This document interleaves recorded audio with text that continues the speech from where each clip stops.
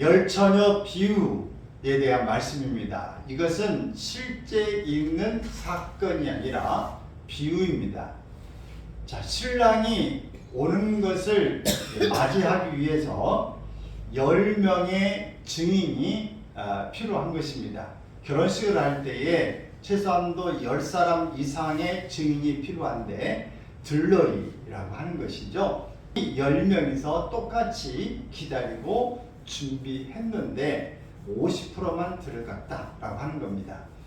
이 사람들의 공통점은 들러리라 하는 것, 증인으로서의 역할을 하는 사람, 신랑을 맞이할 사람, 등불을 준비한 사람, 기다린 사람이라고 하는 공통점을 가지고 있습니다.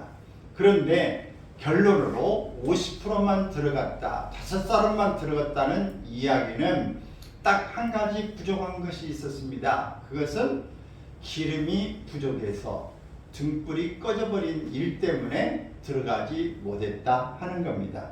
우리가 생각해 보면 이것은 당연한 그런 결론 같았지만 한편으로 5명이 생각할 때는 굉장히 억울하고 이것은 불공평하다고 생각할 수도 있습니다.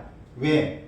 우리는 지금 우리가 여기 이렇게 고생하고 있는 이유는 신랑이 오는 것을 맞으려고 기다리고 있었다. 우리가 얼마나 애쓰고 힘쓴 줄 아느냐? 우리가 신랑을 보고 싶어서 얼마 전부터 기다리고 준비했던 일행이다.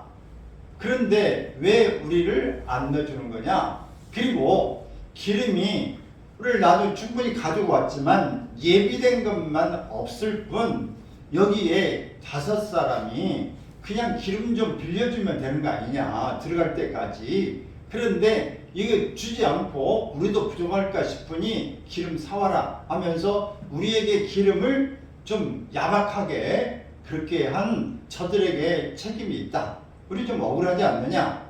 그리고 우리가 지금 신랑의 예전과 같았으면은 충분히 들어갈 수 있는데 신랑이 늦게 온 바람에 이런 일이 벌어진 거니 꼭 우리의 책임만 있는 건 아닌데 신랑 당신의 늦게 온 책임이 있지 않느냐. 그러니 여기에 들어가도록 배려해야지 왜 기름 떨어져서 등불이 꺼졌다고 들어가지 못하게 하는 일은 너무 한 처사다. 이렇게 억울함을 토로할 수 있는 그런 일이 있을 수 있습니다. 여러분 같으면 어떻겠어요? 불만 불평이 없겠습니까? 충분히 생각해보면 이럴 수 있어요. 근데 이것은 그 당시에 신랑을 맞이는 실제적인 현대의 문화의 풍습을 가지고 예수님이 설명한 내용인데 이유를 말씀하신 까닭은 무엇인가? 그 까닭은 결론에서 13절에 그런즉 깨어있으라 너희는 그날과 그때를 알지 못하느니라. 그때가 언제인지 알지 못하기 때문에 깨어있어라.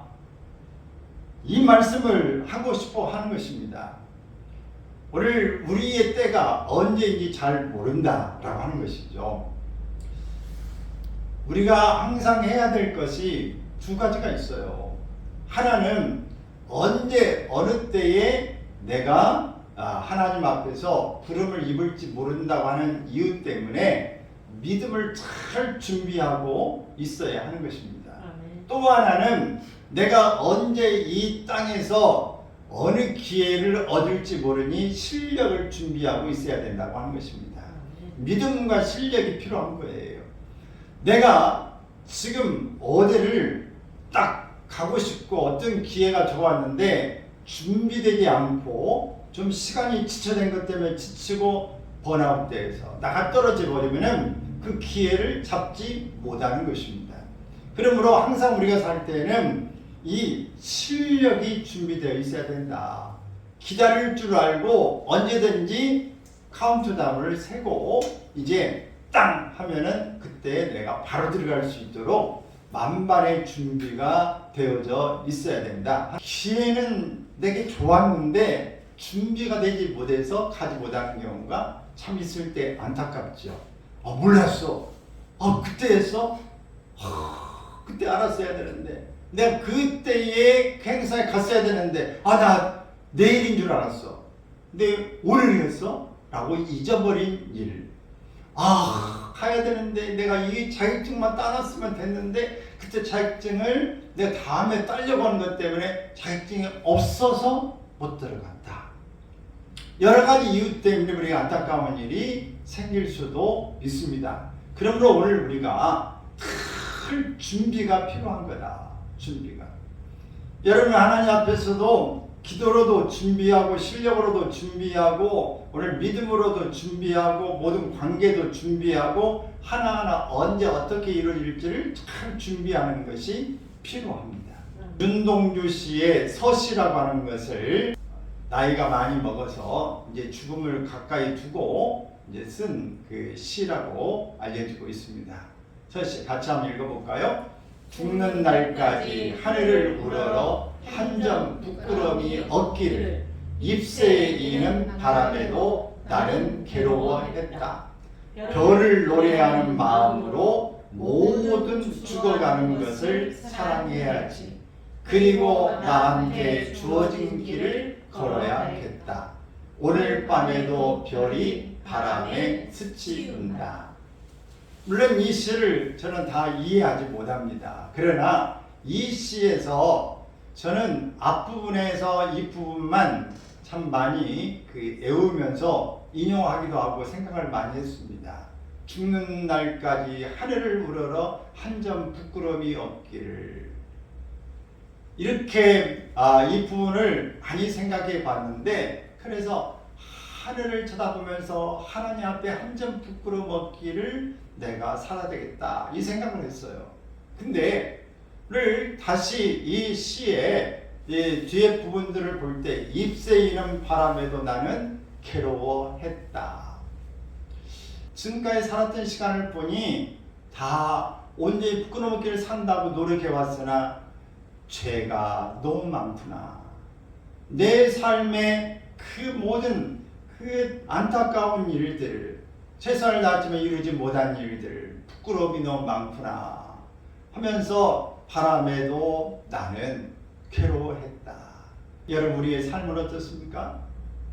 우리가 정말 부끄러움 없고 최선을 다해서 하나님 앞에 사람 앞에 내 인생을 두고 내 부끄러움 없기를 내가 애써 왔지만 돌아보니 죄뿐입니다. 이 생각을 하면서 괴로움이 있게 되어지는 것이죠. 별을 노래하는 마음으로 모두 죽어가는 것을 사랑해야지. 내가 하나하나 별을 이렇게 노래하고 헤아린 것처럼 모두 죽어가는 것들을 사랑해야지. 내 남은 생에는 더 이렇게 나이가 들고 지나면서 남은 시간 소중히 여기고 더 모든 것들을 사랑하며 살아가야 되겠다라는 이 결단을 가지고 있는 것입니다. 여러분 우리 삶에 지금까지 하나님 앞에서 내가 최선을 다해 살아봤는가? 잘 준비된 삶으로 살았는가? 한 점 부끄러움이 없기를 내가 하나님 앞에 살고 지금 후회하지 않는 삶을 내가 지나왔는가? 이런 삶이 내게 있었다고 할지라도 내가 남은 생에는 정말 모든 것들을 사랑하면서 살아가려고 애를 쓰고 기도하면서 다짐하고 있는가? 그리고 나한테 주어진 길을 걸어가야겠다 이렇게 말했어요. 내 삶의 이 길을 돌아보면 핑계될 일도 있고 힘든 일도 있을 수 있어요. 그러나 결국은 내가 그 안에 들어가느냐 못 들어가냐 하는 것은 내게 있는 것입니다. 누가 들어가라 못 들어가라가 아니라 준비하고 있었지만 결국은 끝까지 내가 완주하고 그 안에 쭉 들어갈 수 있느냐 없느냐는 내 학위에 달려져 있는 것입니다. 그 차이가 그렇게 많이 나지 않아요. 길은 그나마 조금만 더 준비했다고 하면 들어갈 수 있는데 그 조금을 준비하지 못해서 들어가지 못하는 것입니다. 우리의 모든 어떤 관문의 차이, 어디 좋은 데 들어가는 일에 큰 차이가 나는 게 아닙니다. 조금의 차이 때문에 갈리는 거예요. 정말 이 간발의 차이로 갈려요. 특히 기록 경기 같은 것은 0.0 몇 초에 갈리는 것입니다. 우리가 이렇게 엄청난 큰 차이가 있어서 아니라 조금의 차이로 갈리는데 이렇게 준비하느냐 준비하지 못하느냐의 차이가 엄청나다라고 하는 것입니다. 그러므로 여러분, 내가 지금 가는 길 잘 알지 못한다 할지라도, 이게 무슨 의미가 있어 할지라도 최선을 다해서 준비하시길 바랍니다. 믿음 실력 준비하시고 지식에도 준비를 하시길 바랍니다. 기도의 실력도 준비하시고 말씀의 실력도 준비할 수 있기를 바랍니다. 우리의 뜻과 우리의 방법대로 되는 일이 아닙니다. 어떤 것은 우리가 계획하는 것들이 이루어지는 것도 있지만 큰 것, 중요한 것은 내가 생각하고 계획했던 대로 되는 일이 별로 없더라는 것을 우리가 돌아보면 알 수가 있어요. 야곱의 삶을 돌아보면 야곱은 정말 자신이 금방 이 장자가 되어주고 축복이 이루어진 것 같았지만 그로 말미암아서 도망을 가게 되어지고 그 부모도 네가 몇 날 있다가 와라, 네 형이 노가 풀려지면 다시 돌아와라 했는데 잠깐만 있다가 온다고 한 것이 야곱이 라반 외삼촌의 집에 가서 결국은 고향으로 돌아온 것이 몇 년 걸렸어요? 20년이 걸렸습니다. 긴 시간이 걸려 며칠이 20년의 시간이 지나게 되어진 것입니다. 가서 지참금도 없이 가서 생활하는 것을 보면은 20년 동안에 아내 둘을 첫눈에 반해버린 나엘을 위해서 내가 7년 동안 일했는데 결국은 첫날 밤을 지나고 보니 나엘이 아니라 레아였습니다. 그리고 다시 7년 동안을 일하는 조건으로 해서 일주일이 지나고 난 다음에 이제 나엘을 아내로 얻게 되고 또 2명의 아내를 더해서 4명의 아내가 되어집니다. 이 중동에는 지금도 법은 그렇게 되어져 있습니다. 4명까지 아내를 얻을 수 있는 그런 법입니다. 그러나 여러분, 이렇게 야곱이 그 안에서 20년의 세월 동안에 뜻하지 않았지만 고난과 고생과 나반은 이 야곱과 비슷한 성격 때문에 속이기도 하고 욕심도 많는 그런 사람이라고 하는 것. 그래서 야곱은 그 나반을 보면서 자신의 모습을 아마 비슷하게 느꼈을지도 모릅니다. 사람은 비슷하게 그 행했던 일에 대한 대가를 또 그런 사람을 경우를 만나게 되는 것을 많이 볼 수 있어요. 그렇게 가서 20년을 지나게 되어지는데 고생하고 10번이나 수련을 받았다고 했지만 20년 지나면서 호롤 단신으로 갔던 야곱에게 얻어지는 것은 많았습니다. 아내가 넷이 생겼죠. 자녀가 13명이 생겼죠. 그 다음 많은 재산을 얻게 되어졌습니다. 불평하고 원망하고 왜 그러냐고 했지만은 그 기간에 없는 속에서 수많은 것들을 얻어가지고 돌아올 수 있게 되어졌더라. 그러면서 결국은 하나님은 야곱을 꺾으시고 하나님은 그 야곱을 통해서 이루고자 하는 하나님의 계획을 이루어 가셨던 것입니다. 그러므로 우리가 우리의 뜻대로 생각대로 계획대로 되지 않는다고 해서 원망하고 불평할 게 아니라 내가 주어진 일에 최선을 다해가는 과정에 하나님의 뜻을 이루어 가게 되어지는 것입니다.